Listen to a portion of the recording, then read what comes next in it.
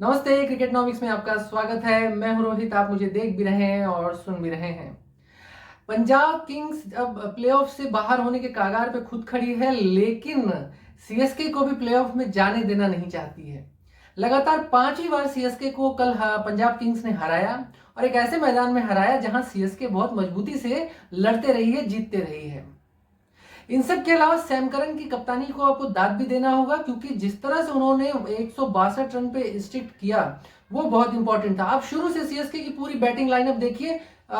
जिस तरह से जो पंजाब किंग्स के जो बॉलर है उन्होंने आगे नहीं बढ़ने दिया, जिस तरह से बरार ने बॉलिंग की, जिस तरह से स्पिनर्स का यूज जो है वो सैम करन ने किया। सैम करन की खुद की बॉलिंग जो है वो रही, रबाडा को यूज करना रहा, हालांकि थोड़े वो महंगे रहे, लेकिन और बॉलर्स को यूज करना रहा। राहुल चहर को यूज करने की जो बात थी वो बहुत अच्छा किया। तो जो स्पिन अटैक था, जो धीमी बॉलिंग थी, उसका यूज कल पंजाब किंग्स ने बहुत अच्छे तरीके से किया।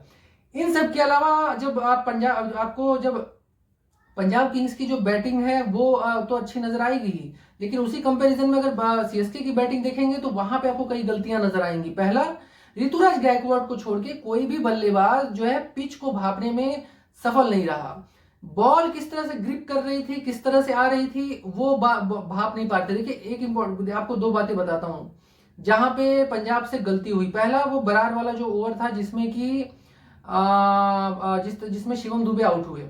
शिवम दुबे से पहले जो विकेट गिरा, फिर शिवम दुबे जिस तरह से आउट हुए बैक टू बैक, वो बहुत बड़ा मुझे लगता है कि वहां बिना भापे आप सीधा छक्का मार रहे हो। ये शिवम दुबे जिस तरह से आउट हुए और जिस तरह से आप बिना सोचे समझे विकेट दे रहे हो, आप थमा रहे हो, वो जो है सीएसके के लिए बहुत ज्यादा आत्मघाती रहा। फिर उसके बाद एक इंपॉर्टेंट क्या रहा, वो ये कि जो बाद के जो प्लेयर्स आए उन्होंने अपने आप को सस्टेन करने की कोशिश नहीं की, पिच पे रुकने की कोशिश नहीं की। सभी लंबे शॉट लगाने की कोशिश कर रहे थे। किसी को भी आप ले लीजिए, धोनी जो है वो थोड़े स्ट्रगल, बाद में धोनी को स्ट्रगल करना पड़ा, फिर ऑल प्लेयर्स को इसीलिए स्ट्रगल करना पड़ा। कहने का मतलब यह है कि जहां पे सीएसके को बहुत अच्छा स्कोर करना चाहिए था, 200 रन बनाने चाहिए थे, वहां सीएसके ने एक छोटी सी गलती के कारण शुरू में हिट करने वाली जो गलती मैं बता रहा था जो बरार के ओवर में, वहां पे वो अपने आप को पूरा का पूरा मैच उन्होंने खो दिया। और सिर्फ ऋतुराज गायकवाड ऐसे प्लेयर थे, मैं बार बार कहता हूं कि वो एक क्लासी प्लेयर हैं, जिसके कारण वो सस्टेन कर जाते हैं, पिच पर रुक जाते हैं, ठहर जाते हैं और किसी बॉलर को खेल जाते हैं। बात करते हैं अब पंजाब किंग्स की बैटिंग की। तो जॉनी बेस्टो ने कल और रॉनी रायसो ने जिस तरह से परफॉर्मेंस किया, उससे भी मुझे लगता है कि सीएसके को सीखना चाहिए कि किस तरह से पिच पर रहना है और पिच को यूज कैसे करना है। ये जॉनी बेस्टो ने कल अच्छा दिया। जॉनी बेस्टो जो अपना पिछला परफॉर्मेंस के बदौलत उन्होंने बड़े स्कोर को चेस करके दिखाया था, वर्ल्ड रिकॉर्ड बनाया था अगेंस्ट द एसआरएच, उससे उससे मोटिवेट होकर उन्होंने सीएसके को भी हराया कल, और उसके बाद वहां पर पिच पर वो टिके भी रहे।